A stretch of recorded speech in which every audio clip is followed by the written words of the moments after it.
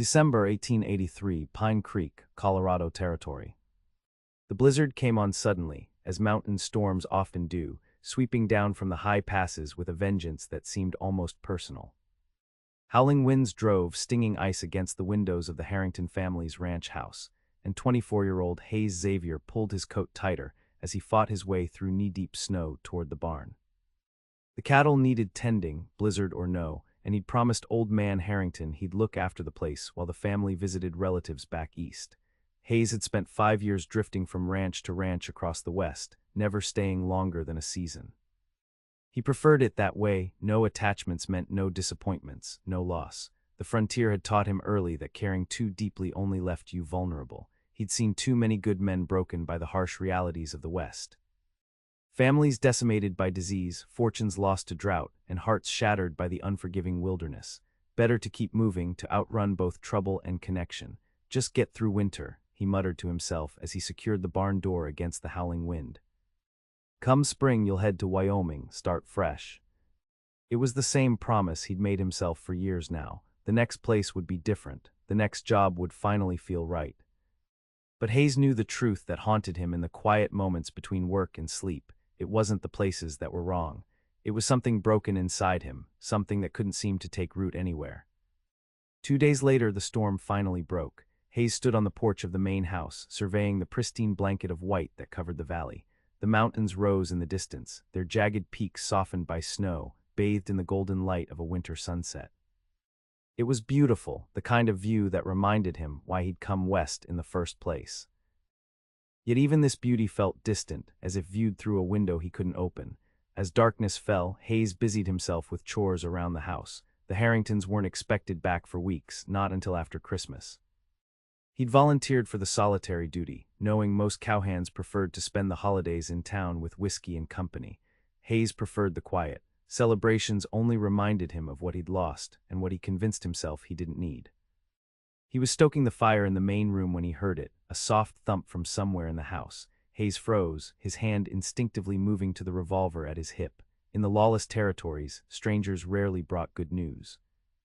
"Hello," he called out, drawing his gun. "I'm armed, show yourself." Silence answered him.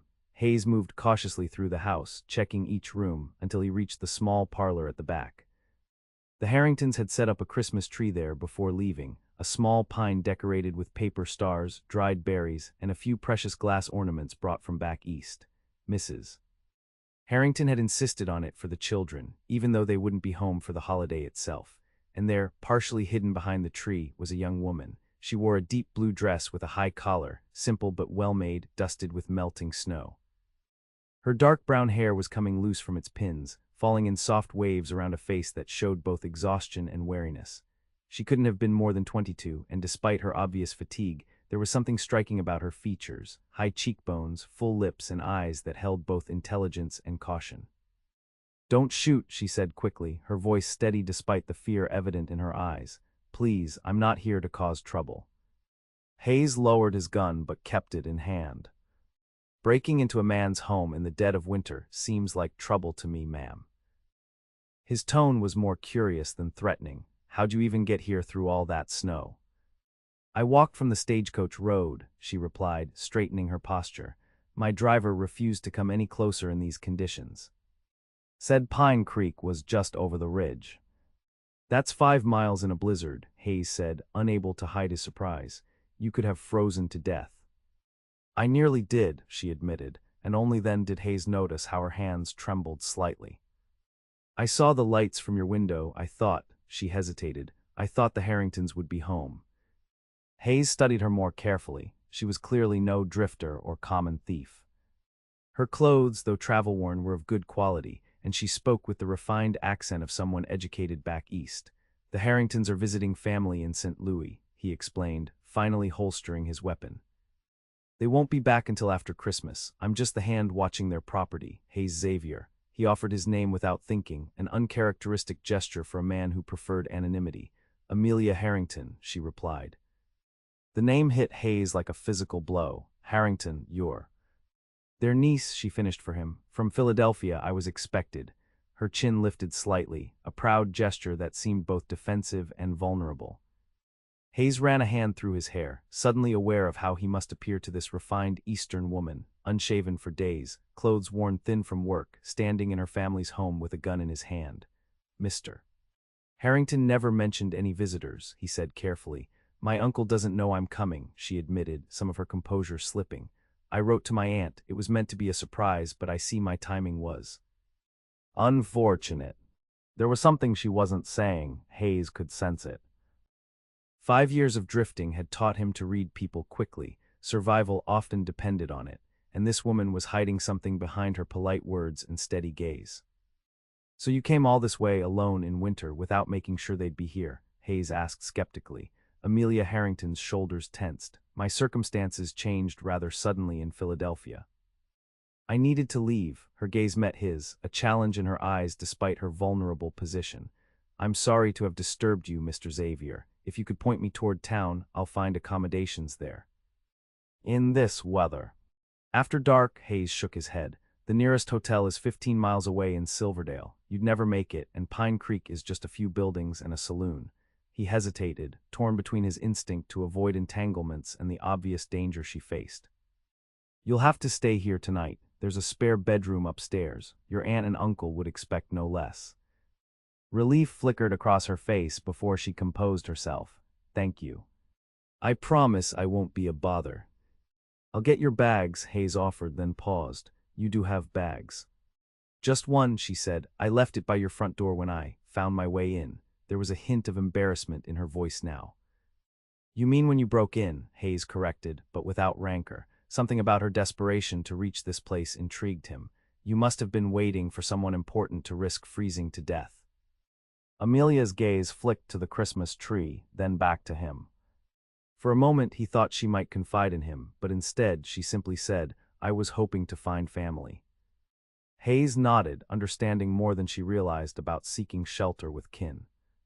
He'd done the same once a lifetime ago, before the war and disease had taken everyone who shared his name. Well, Miss Harrington, he said, you've found a dry place to sleep at least. I'll fetch your bag and see about some hot food. You look half frozen. As Hayes moved toward the front door, he felt strangely unsettled. The quiet solitude he'd been counting on had been broken by this mysterious woman with her secrets and her connection to the family he worked for. Common sense told him to keep his distance, to simply provide the basic hospitality required and count the days until she moved on. Yet something about Amelia Harrington, her determination, her obvious desperation, and the shadows behind her eyes sparked his curiosity in a way nothing had for years.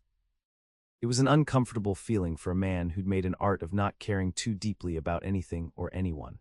Outside, the wind picked up again, carrying the promise of another storm. Hayes looked up at the star-filled sky between the clouds and felt the familiar weight of isolation press down on him. But for the first time in longer than he could remember, the ranch house behind him didn't feel empty.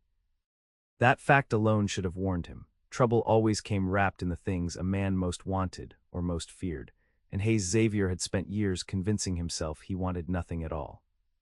The small kitchen at the back of the Harrington home had never felt so awkward. Hayes moved mechanically, stoking the stove and heating a pot of stew he'd made the previous day.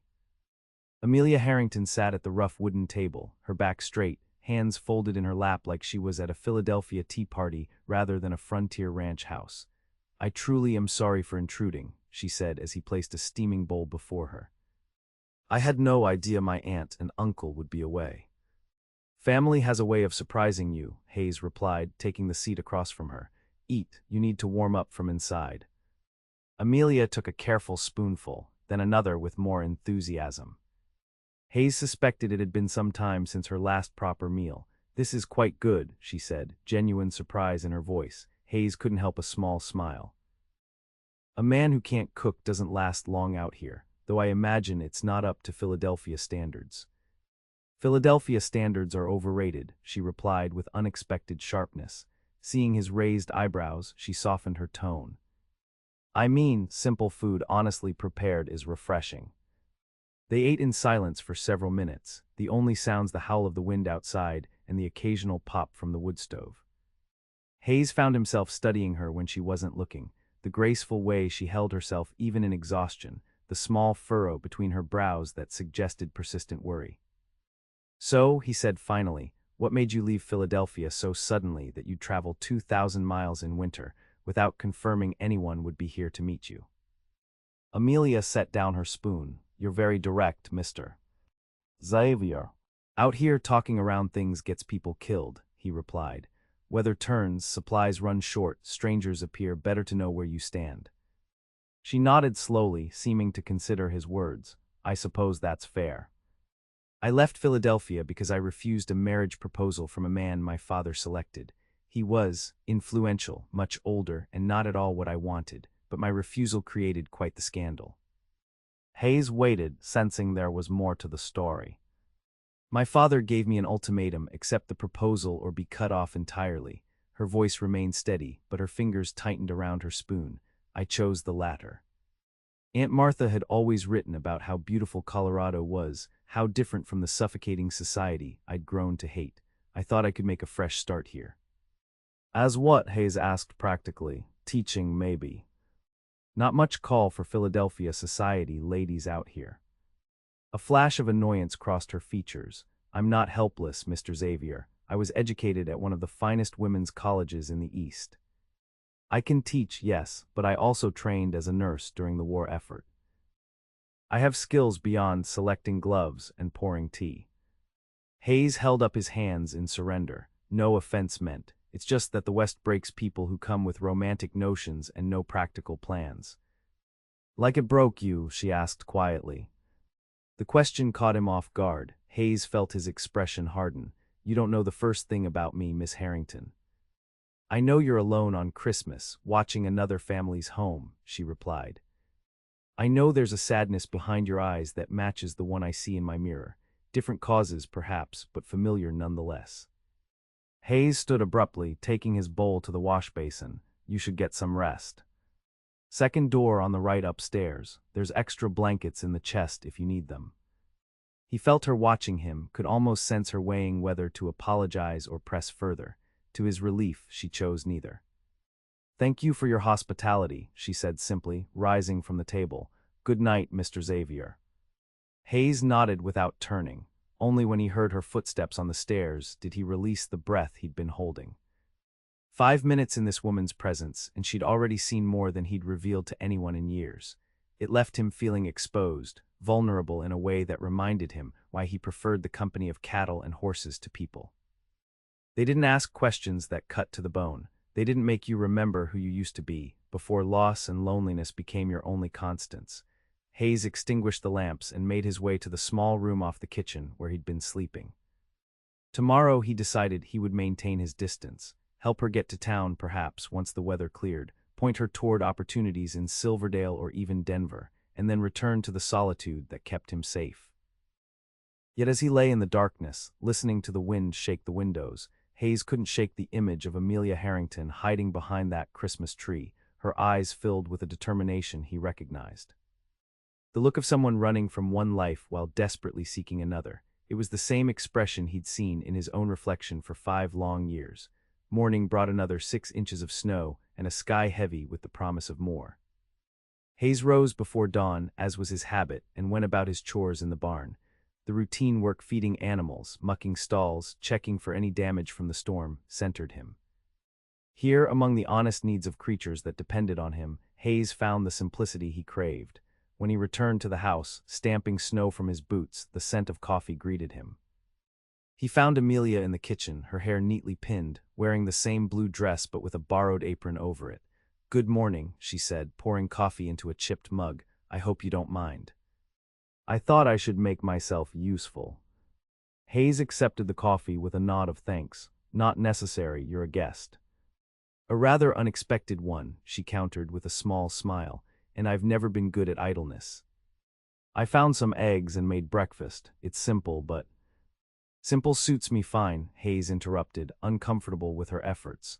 Hospitality created debt and debt created ties, but there's no need to earn your keep. You can stay until the weather clears. Amelia set a plate of eggs and toast before him, which could be days according to the sky. I grew up with 5 brothers, Mr. Xavier. Being useful isn't about earning my place, it's how I was raised. Hayes looked up, surprised. 5 brothers, you don't strike me as someone who would know how to break into a locked house, she finished with unexpected humor. My brothers taught me many useful things between their Latin lessons and dancing instruction. Despite himself, Hayes smiled. I was going to say you don't strike me as someone who grew up in a noisy house full of boys. Philadelphia society requires a certain presentation, she replied, taking the seat across from him. But underneath the gloves and manners, I assure you I'm quite capable, which is why I'd like to propose a temporary arrangement. Hayes raised an eyebrow, wary of where this might be heading. I need shelter until my aunt and uncle return or until I can secure lodging elsewhere, she continued. You need help managing this ranch. I saw the list of chores Mrs. Harrington left. It's rather extensive for one person. I've managed fine, Hayes said stiffly. Of course you have, Amelia agreed, but wouldn't it be easier with help? I can cook, clean, mend, all the indoor tasks while you focus on the outdoor work, a fair exchange for your hospitality. Hayes considered her offer. Having her take over the household duties would free him to focus on the cattle and repairs, which had fallen behind during the storm. And if she stayed here, he wouldn't have to worry about her trying to make it to town in dangerous weather. All right, he agreed finally, but only until the road's clear or your family returns. Of course, she said, looking relieved. I wouldn't impose longer than necessary. As they ate in companionable silence, Hayes found himself studying her again. In daylight, with some color returned to her cheeks, Amelia Harrington was even more striking than he'd first thought. Her eyes, he noticed now, were an unusual shade of green-gray, like sage after rain. There was a quiet strength in her features that belied her refined manner. You keep watching me, Mr. Xavier, she observed without looking up from her plate. Do I have egg on my face? Hayes felt heat rise in his cheeks. No, ma'am, just trying to reconcile the society lady with the woman who trudged 5 miles through a blizzard. People contain multitudes, don't they? She replied, the cowboy who quotes poetry, for instance. Hayes blinked in surprise. I don't. Whitman, she said, gesturing to the small book protruding from his coat pocket. I recognized the binding. My oldest brother was devoted to his work. Embarrassed at being caught with such a sentimental possession, Hayes changed the subject. The storm cellar needs organizing, Mrs. Harrington wanted an inventory of preserves before they return. If Amelia noticed his deflection, she gave no sign. I'll see to it after breakfast. What else should I know about the house? As Hayes outlined the daily operations of the ranch house, he felt an unfamiliar sensation, the ease of shared purpose. It had been so long since he'd truly conversed with anyone beyond the basic exchanges required for work. The realization made him pause mid-sentence. Mr. Xavier, Amelia prompted. You were saying something about the water pump. It freezes sometimes, he continued, pushing aside his discomfort. Needs to be primed if it does. I'll show you how. Their morning fell into a surprisingly comfortable rhythm. Hayes demonstrated the quirks of the house, which window shutters stuck, how to bank the stove fire properly, where the emergency supplies were kept. Amelia proved a quick study, asking practical questions and taking mental notes. By midday, Hayes found himself heading back to the barn, with the strange feeling that something had shifted. The house behind him no longer felt like a temporary shelter, but somehow more solid, more real, as if Amelia Harrington's presence had transformed it from a place he was passing through into somewhere he actually inhabited. It was a dangerous feeling for a man who'd made impermanence his protection. Yet as the snow began falling again, trapping them together for at least another day, Hayes couldn't deny the small spark of something like anticipation kindling in his chest. Perhaps, he thought as he turned his attention to the waiting chores, this arrangement wouldn't be as straightforward as he'd imagined. 3 days passed in a strange domestic harmony. The snow continued intermittently, sealing them in a white cocoon that made the rest of the world seem distant and unimportant. Hayes found himself adapting to Amelia's presence with surprising ease. She kept to her word, managing the household tasks efficiently while he tended to the ranch. On the 4th evening, Hayes returned from checking fence lines to find the house filled with an unfamiliar scent, something sweet and spiced that reminded him of Christmases long ago. He followed the aroma to the kitchen, where Amelia stood at the table, rolling dough with focused precision. What's all this? He asked, hanging his coat by the door. Amelia looked up, a streak of flour across one cheek. Gingerbread. I found molasses and spices in the pantry. I thought, she hesitated. Well, it's nearly Christmas, it seemed appropriate. Hayes nodded, oddly touched by the gesture. Smells good. My mother made it every December, she said, returning to her rolling. All 6 of us children would help. It was chaotic but wonderful. You miss them, Hayes observed, sensing the melancholy beneath her words. Amelia's hands stilled. Yes, even though I chose to leave, I miss them terribly. Mother died 2 years ago. Father changed after that. The brothers are scattered now, 2 in business in Boston, 1 practicing law in New York, 2 fighting Indians out west somewhere. She sighed. Family is complicated, isn't it? Wouldn't know anymore, Hayes replied without thinking. Lost mine in '67, yellow fever in New Orleans. The words hung in the air between them. Hayes hadn't spoken of his family to anyone in years, yet here he was, offering this piece of himself without prompting. I'm sorry, Amelia said softly, all of them. Parents and younger sister, he confirmed, his throat tightening. I was away fighting, came home to empty rooms. Amelia set down her rolling pin and wiped her hands on her apron. So you came west? Not right away, Hayes admitted. Tried to make a go of my father's business. Failed, drifted north then west, kept moving whenever things got familiar. Because familiar meant attached, she said with quiet understanding, and attachment meant the possibility of loss. Hayes met her eyes, startled by her insight. Something like that. A comfortable silence settled between them, broken only by the crackle of the stove and the soft pat of dough under Amelia's hands. Hayes found himself wanting to stay in the kitchen's warmth rather than retreat to his usual solitude. Need any help? He asked, surprising himself. Amelia's smile was like sunrise. Actually, yes. Could you cut these into shapes once I've rolled them? There's a knife there. Hayes washed his hands and joined her at the table. They worked side by side, her rolling, him cutting simple shapes from the spiced dough. The domestic intimacy of it should have made him uncomfortable, but instead, he found a forgotten peace in the simple task. My sister loved gingerbread, he said after a while. Caroline, she was 14 when she died, used to save her pennies to buy molasses, then beg mother to make it, even in summer. She sounds wonderful, Amelia said. She was, Hayes agreed, the memory bittersweet. Stubborn as a mule, smart as a whip, would have given your 5 brothers a run for their money. Amelia laughed, a warm sound that seemed to fill the kitchen. I believe it. My brothers always said I was the most stubborn of all of us, which is saying something in a family of Harringtons. I can see that, Hayes replied with a small smile. Most women wouldn't trek through a blizzard alone. Most women haven't been backed into corners the way I was, she countered, her expression darkening briefly. Hayes wanted to ask more about what had driven her from Philadelphia, but sensed it wasn't the moment.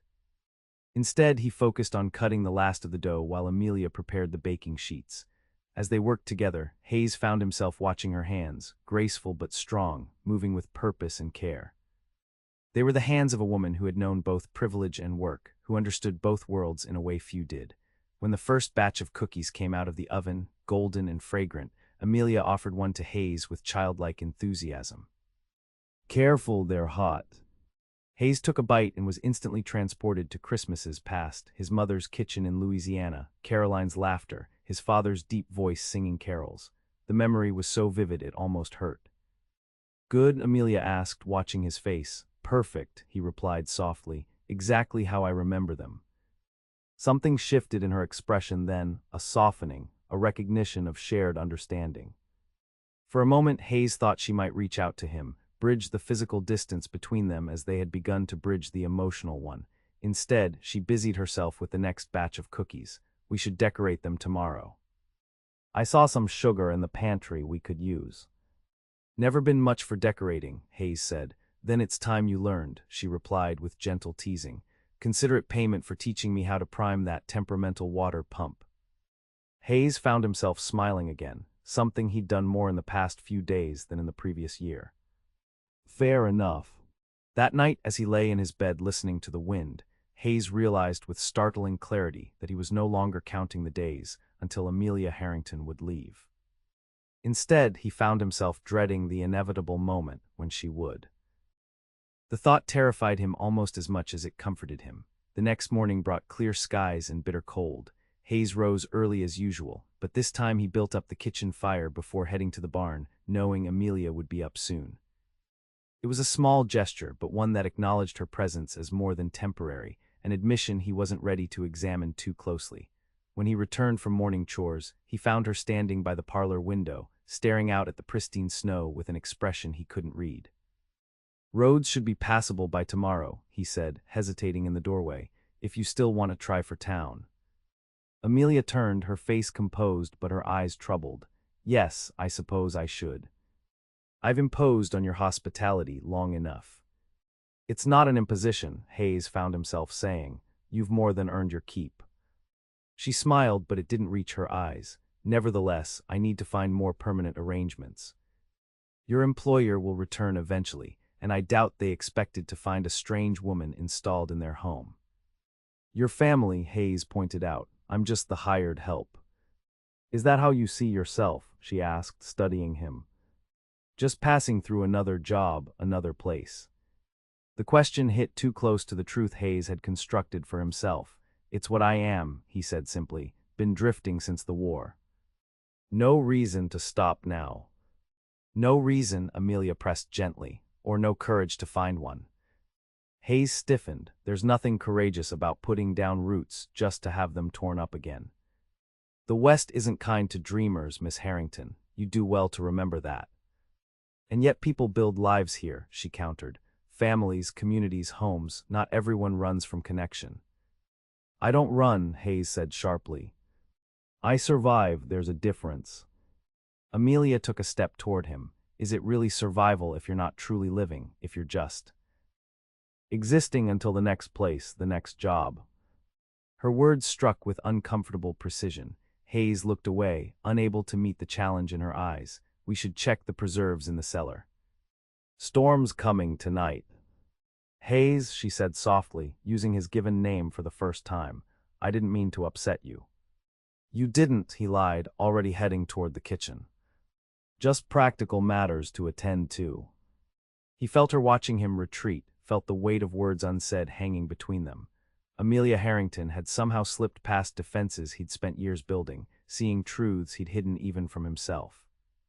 The realization left him feeling both exposed and strangely relieved, as if a burden he'd carried alone for too long had been recognized by another soul. They spent the afternoon in a dance of awkward politeness, working together but maintaining a careful distance. Hayes split firewood while Amelia took inventory of the pantry. They shared a quiet lunch, speaking only of practical matters, which fences needed repair, how long the flour would last, whether the chicken coop needed additional weatherproofing. As evening approached, Hayes noticed Amelia growing increasingly restless, checking the windows more frequently, her attention drifting during conversation. When she excused herself to go upstairs shortly after dinner, claiming fatigue, he knew something was wrong. Hours later, unable to sleep, Hayes heard it, soft footsteps moving through the house below. He rose quietly, pulling on his trousers and shirt, and made his way downstairs. He found Amelia in the parlor again, standing before the Christmas tree. She had lit a single lamp, casting the room in soft golden light that gleamed on the simple ornaments. She wore her nightdress and robe, her hair loose around her shoulders, longer than he'd realized, dark waves that reached nearly to her waist. "Couldn't sleep?" he asked softly from the doorway. Amelia started slightly but didn't turn. "No, too many thoughts." Hayes moved to stand beside her, maintaining a respectful distance. "Want to talk about what's really troubling you?" "Because I don't think it's just about finding lodgings in town." She was quiet so long he thought she might not answer. When she finally spoke, her voice was barely above a whisper. "Today is the anniversary of my mother's death." 2 years ago, her fingers toyed with one of the paper stars on the tree. She loved Christmas so much. "The first holiday after she passed, I couldn't bear to celebrate. This year I thought being with family might make it easier." "I'm sorry," Hayes said, wishing he had better words to offer. "Do you know what the hardest part is?" Amelia continued, finally turning to face him. "Not the grief itself, but having no one who truly understands it. Father retreated into his work. My brothers scattered to their own lives. I was alone in that big house, surrounded by people who expected me to simply move on." Hayes nodded, understanding all too well. "People who haven't lost everything don't understand that you don't just heal. You learn to carry it differently." Yes, she said, her eyes shining with unshed tears. Exactly that. When I refused the marriage proposal, it wasn't just about not loving the man. It was about being forced into another life where my grief would have to be hidden away, where mother's memory would be something inappropriate to mention in polite company. Hayes hesitated, then gently asked the question that had been nagging at him. Is that really why you came all this way, to escape a marriage? Amelia's gaze dropped to the floor. Not entirely, she admitted. I came because I was afraid. Of what? Of becoming my father, she said softly. Of growing cold, bitter, unable to feel anything but resentment for what I'd lost. I thought being near family who still knew how to live might remind me. Hayes understood the impulse with painful clarity. Hadn't he been running from the same fear for years? That grief would hollow him out until nothing remained but a shell going through the motions of living. And now you're stuck with a stranger instead, he said with gentle irony. Amelia looked up at him then, her eyes searching his face. Not a stranger anymore, I think. The simple statement resonated between them, acknowledging the connection that had grown in their days together, an understanding born of shared loss and unexpected recognition. When I found you behind the Christmas tree, Hayes said slowly, you told me you were waiting for family. But there's more to it than that, isn't there? Who were you really waiting for? Amelia's breath caught. For a moment he thought she might deflect again, but instead she squared her shoulders as if preparing for a confession. I was waiting for someone who might understand, she said, her voice gaining strength. Someone who knew what it meant to rebuild after loss. I didn't know it would be you, Hayes Xavier, but perhaps that's exactly who I needed to find. The honesty of her answer struck him like a physical force. Hayes felt something shift inside him, a wall crumbling, a door opening to possibilities he'd refused to consider for years. I'm not sure I'm the right person to help anyone rebuild, he said hoarsely. I've been running so long I've forgotten how to stay still. Maybe we help each other remember, she suggested, taking a step closer to him. I've been standing still for so long I've forgotten how to move forward. The space between them seemed charged with something more than mere proximity, a recognition of kindred spirits, of parallel journeys that had somehow converged in this unlikely place. Before Hayes could respond, the window rattled with a sudden gust of wind. The promised storm had arrived, bringing with it swirling snow that obliterated the moonlight. Another blizzard, he observed, grateful for the moment to collect his thoughts. Looks like your trip to town will have to wait. Amelia nodded, something like relief crossing her features. It seems the weather is conspiring to keep me here. Maybe it knows something we don't, Hayes said, surprising himself with the sentiment. Their eyes met in the lamplight, and Hayes felt the last of his careful distance beginning to dissolve. Amelia Harrington had walked into his solitary existence and awakened something he'd thought long dead, the capacity to care, to connect, to consider a future beyond the next season. It was terrifying. It was exhilarating. And for the first time in 5 years, Hayes Xavier found himself wanting to stay exactly where he was. The blizzard raged for 2 days, sealing Hayes and Amelia in their increasingly comfortable shared isolation. They fell into routines that felt strangely domestic, preparing meals together, reading by the fire in the evenings, sharing stories of their lives before loss had reshaped them. Hayes found himself speaking of his family more than he had in years, the memories less painful when shared with someone who understood the complex texture of grief. On the 3rd morning, Hayes woke to silence. The storm had finally passed. He dressed quickly and headed outside to assess the damage, finding drifts nearly as tall as he was against the barn and fences buried beneath pristine white. When he returned to the house, stamping snow from his boots, Amelia was waiting with hot coffee and concern in her eyes. How bad is it? She asked, passing him a steaming mug. Bad enough, he replied, gratefully accepting the warmth. Road to town will be impassable for at least another week. Some of the fence lines are completely buried. He expected disappointment at her continued confinement, but instead, Amelia simply nodded. Then we have work to do. What can I help with? You're not upset about being stuck here longer? Hayes asked, studying her face. She met his gaze steadily. Are you upset about me staying? No, he admitted, the truth slipping out before he could guard it. I'm not. Something softened in her expression. Then we're in agreement. Now what needs doing first? They spent the day in comfortable partnership, Hayes digging paths to the barn and chicken coop, Amelia taking inventory of supplies and preparing meals that would stretch their provisions. By evening, exhausted but satisfied with their progress, they sat before the fire in the main room, mugs of hot cider warming their hands. "Christmas is in 3 days," Amelia observed, gazing at the small tree in the corner. "My first away from Philadelphia." "Mine are all away from somewhere," Hayes replied. "Haven't properly celebrated since before the war."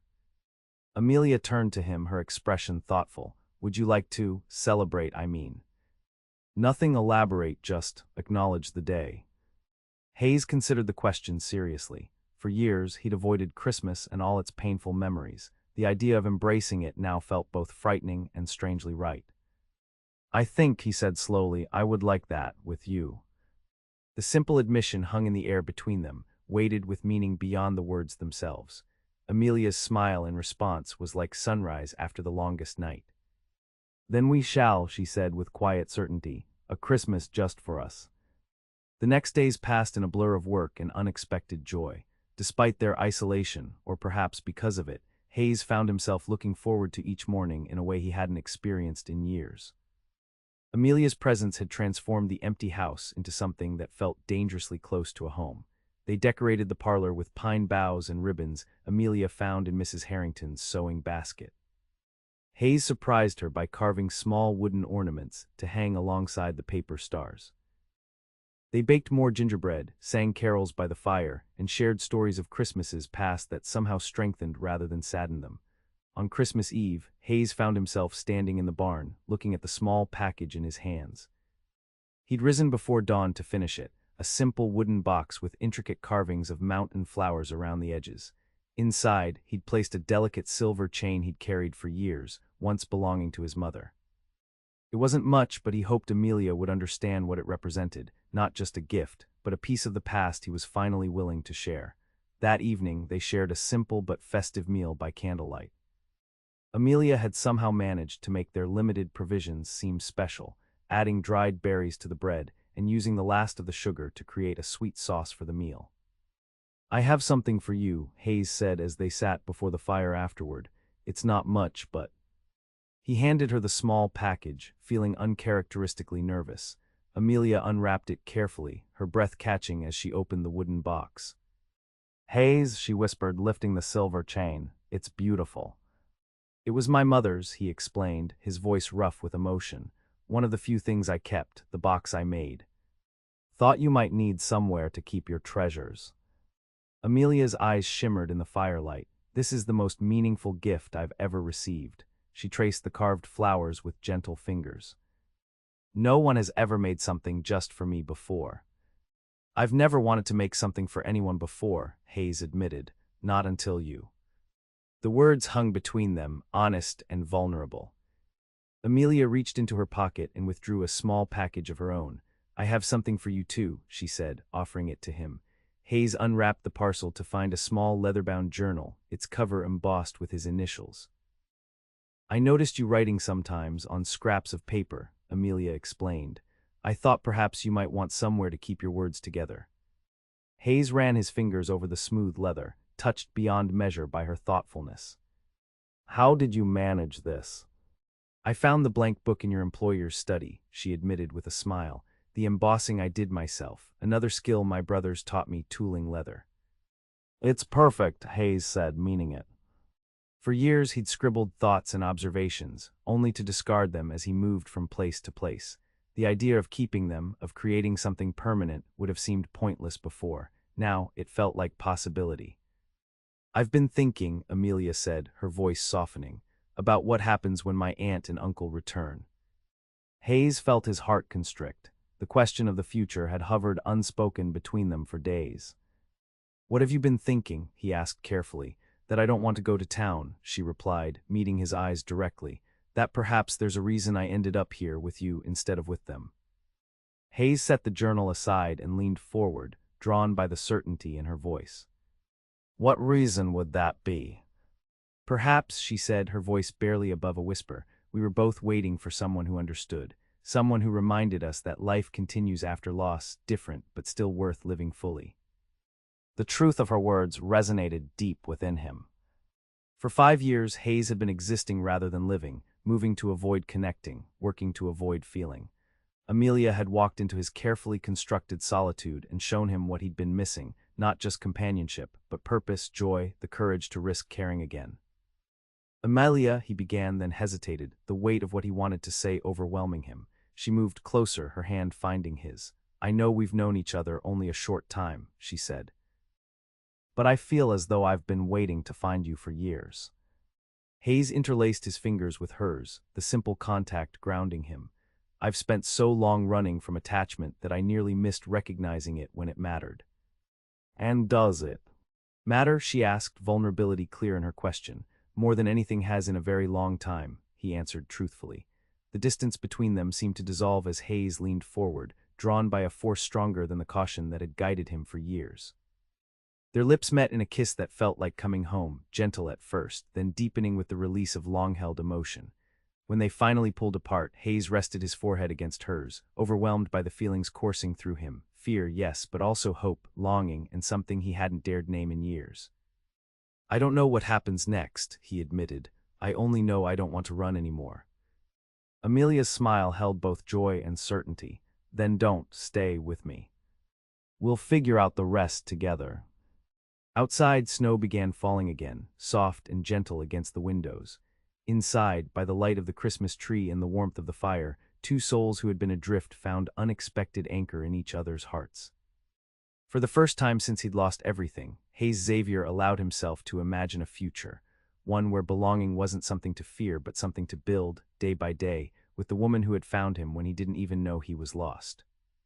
December melted into January, bringing with it both challenges and deepening connection. Hayes and Amelia settled into a partnership that felt both natural and revolutionary, working side by side to maintain the ranch through the harsh winter. Each day brought new discoveries about each other, new reasons to believe that what had begun in isolation could flourish in the light of ordinary days. Hayes found himself changing in ways both subtle and profound.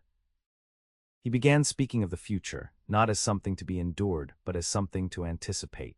He wrote in the journal Amelia had given him each night, capturing moments he wanted to remember rather than discard. Most significantly, he began referring to the ranch not as the Harringtons' place, but simply as home. In mid-January, the sound of approaching horses broke the peaceful routine they had established. Hayes was mending a saddle in the barn when he heard the commotion, and his heart sank with the knowledge that their private world was about to be breached. He found Amelia already on the porch, watching as a wagon and riders approached through the snow. Her face was a complex mixture of emotions, joy at seeing her family, apprehension about what their arrival might mean for the life she and Hayes had begun to build. "That's them," she said unnecessarily as Hayes came to stand beside her. He nodded, trying to ignore the fear tightening his chest. "Your aunt and uncle seem to have brought half the county with them." Indeed, behind the Harringtons' wagon rode three other men, all bearing a strong resemblance to Amelia, tall, dark-haired, with the same proud carriage. "My brothers," she explained, surprise evident in her voice. "Three of them at least. What on earth are they doing here?" Before Hayes could respond, the party reached the yard. Mrs. Martha Harrington was the first to spot Amelia, her cry of surprise carrying across the winter air. "Amelia, my dear girl, what on earth?" The next moments were a chaos of explanations and introductions. Amelia's aunt and uncle were initially confused, then delighted to find their niece had traveled all the way from Philadelphia. The brothers, Richard, William, and James, were more reserved, eyeing Hayes with undisguised suspicion. "We received a telegram from your father," Richard, the eldest, explained to Amelia as they gathered in the parlor. "He said you disappeared after refusing Blackwell's proposal." "We feared the worst." "So you all came west to find me?" Amelia asked, clearly touched despite her embarrassment. "These three were already in Colorado," her uncle explained, "mining ventures near Denver. When your father's telegram reached us in St. Louis, we contacted them immediately." "We've been searching for weeks," William added, his stern expression softening slightly. "You gave us quite the scare, sister." Throughout the explanations, Hayes remained silent, acutely aware of his tenuous position. To the Harringtons and Amelia's brothers, he was simply the hired hand who had offered appropriate shelter to their wayward relative. They had no way of knowing what had developed between them during the long winter weeks. the deep connection, the shared dreams, the love that had grown with surprising speed yet undeniable strength. As the conversation continued, Hayes felt himself being slowly pushed to the periphery. The family closed ranks around Amelia, their concern genuine but overwhelming. He watched as she was pulled back into the roles and expectations she had fled: dutiful daughter, proper lady, subject of family decision-making. "You'll return east with us, of course," James was saying. Father is beside himself with worry. "I'm not going back to Philadelphia," Amelia replied firmly. "I came west to build a new life, and that's what I intend to do." Her uncle nodded thoughtfully. "Well, you're welcome to stay with us as long as you like, my dear. Martha would love the company." "And what of your reputation?" Richard asked bluntly, "living unchaperoned with a ranch hand for weeks." "Hayes saved my life," Amelia interrupted, color rising in her cheeks. "I arrived in a blizzard half-frozen. He's shown nothing but respect and kindness." Hayes felt the weight of her brother's evaluating stares. He met their gaze steadily, refusing to be diminished by their judgment, yet also aware of the social gulf that separated him from their sister. In their eyes he was a drifter, a cowhand, unsuitable company for a woman of Amelia's background. As the discussion continued, veering toward plans for Amelia's future that didn't include him, Hayes quietly excused himself. No one seemed to notice his departure except Amelia, whose eyes followed him with a silent plea he couldn't answer. What right did he have to disrupt her reunion with the family she had crossed a continent to find? In the barn, surrounded by the familiar scents of hay and leather, Hayes tried to come to terms with what he'd always known, but allowed himself to forget that the world they'd created together existed outside the normal order of things.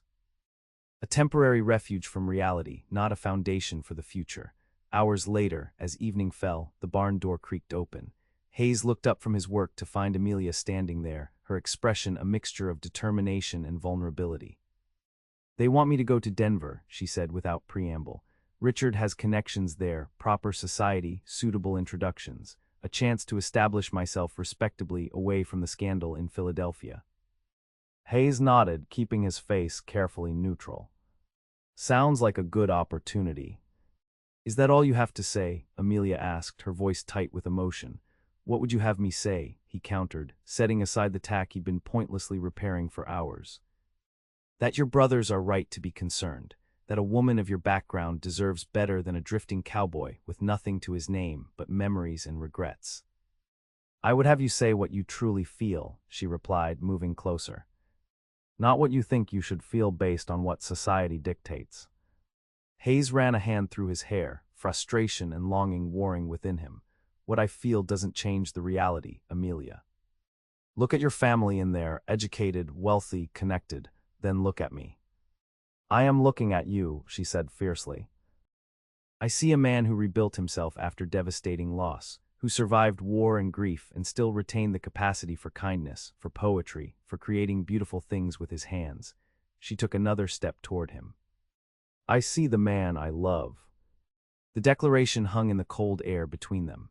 Hayes felt it strike his heart like a physical blow, breaking through the barriers he'd begun reconstructing the moment the Harringtons had arrived. "Amelia," he began, his voice rough with emotion. "Don't you dare tell me what's best for me," she interrupted. "I've had enough of that to last a lifetime. Tell me instead what you want, Hayes." "What you truly want."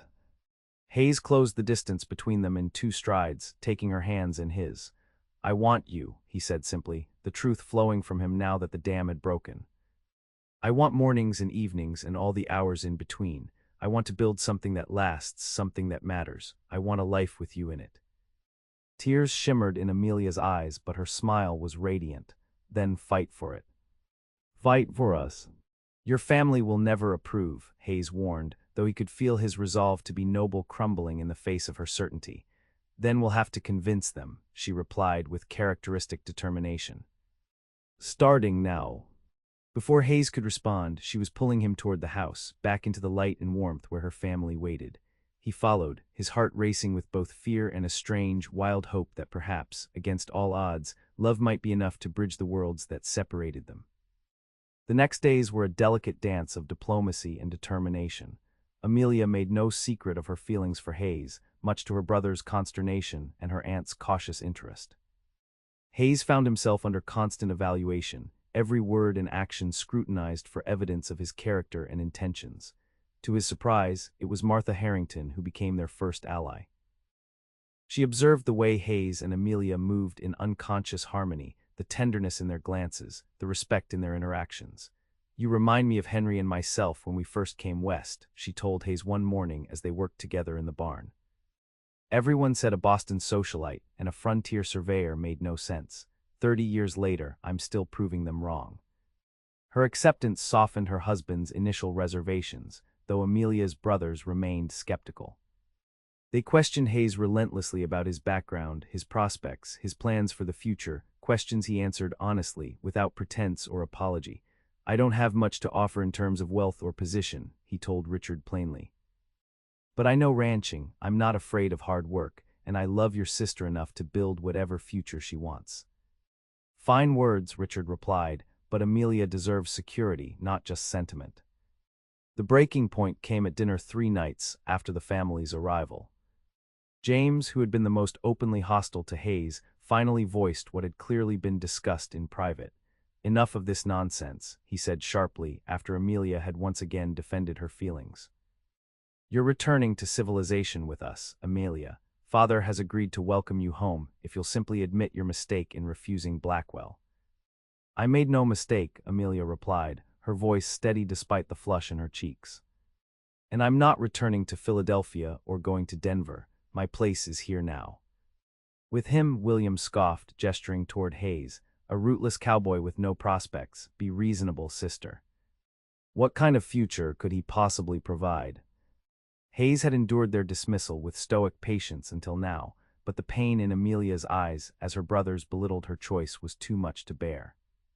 "The kind where she's valued for her mind and spirit, not just her social connections," he said, his voice quiet but firm. "The kind where she's free to become whoever she wants to be, not who others decide she should be." The table fell silent at his words. Even James looked momentarily taken aback by the conviction in Hayes's voice. "Pretty speech," Richard said finally, "but intentions don't put food on the table or build a stable home."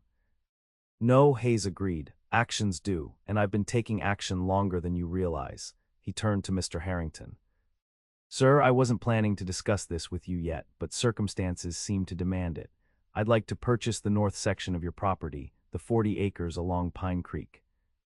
The older man's eyebrows rose in surprise. "Purchase it? With what exactly?" "I've saved almost every penny I've earned for 5 years," Hayes explained. "Never had a reason to spend it until now. It's enough for a down payment with your agreement on terms for the rest." The revelation clearly surprised everyone at the table, including Amelia. Hayes had never spoken to her about his savings, accumulated through years of solitary living and careful frugality.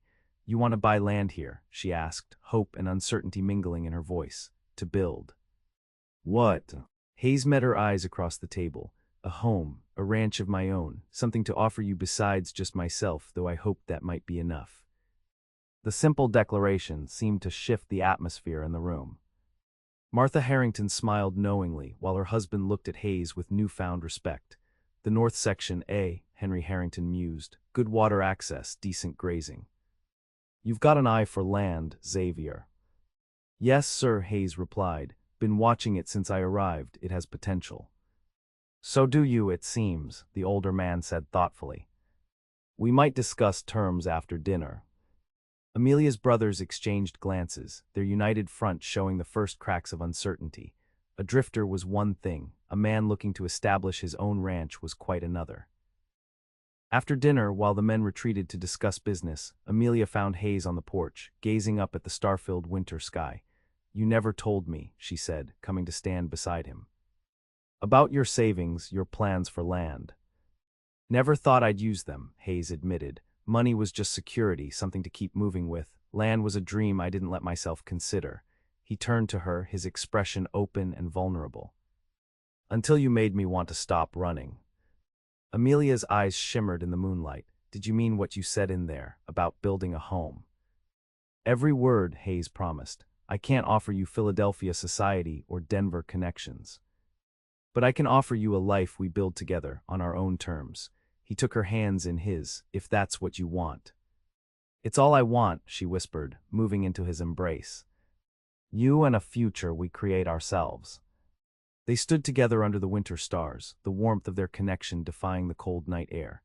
Inside, Amelia's family continued to debate her future, but out here, in the quiet certainty of each other's arms, Hayes and Amelia had already decided theirs. Spring came early to Pine Creek that year. The snow retreated up the mountainsides, leaving the valley below in a riot of new green and wildflowers. On the north section of what had been Harrington land, a new cabin was rising, sturdy logs stacked and fitted with careful precision, windows positioned to capture both morning light and evening sunset. Hayes worked from dawn until dusk, aided by neighbors and occasionally even Amelia's brothers, who had extended their stay in Colorado far longer than planned. Their initial skepticism had gradually given way to grudging respect as they watched Hayes transform raw land into the beginnings of a productive ranch through sheer determination and skill. "He's not what I expected," Richard admitted to Amelia one afternoon as they watched Hayes direct the raising of the cabin's roof. "I thought he was just another drifter with smooth words."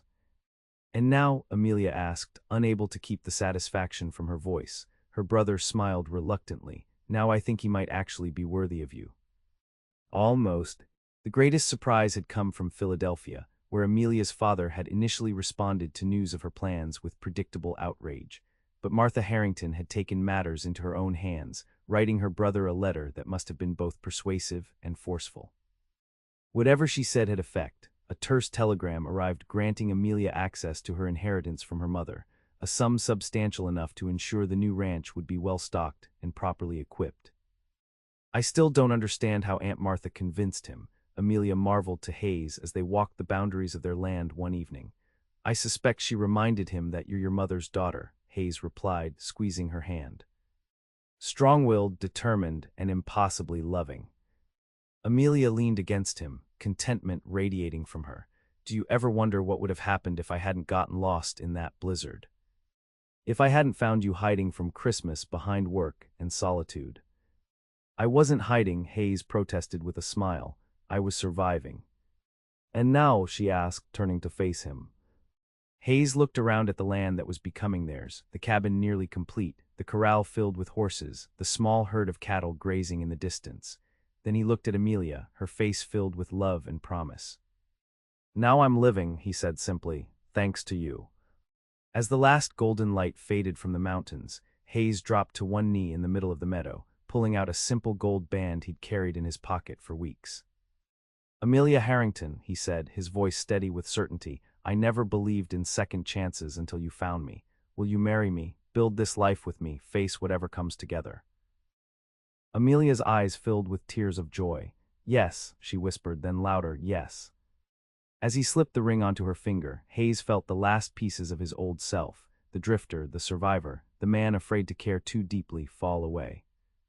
In their place stood a man transformed by love, rooted in purpose, no longer running from connection but embracing it with his whole heart. Later that night, as they walked back to the Harrington ranch where Amelia still stayed, Hayes paused to look up at the stars that seemed to burn with particular brightness. "What is it?" Amelia asked, following his gaze. "Just thinking about that night you were hiding by the Christmas tree," he replied, drawing her close, "when I asked who you were waiting for."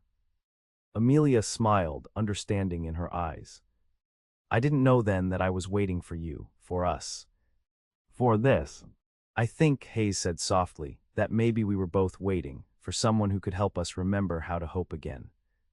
As they continued homeward, hand in hand, the path ahead seemed illuminated not just by moonlight but by the promise of all the days to come, days they would face together, no longer lost, no longer hiding, but found in the most unexpected and perfect of ways.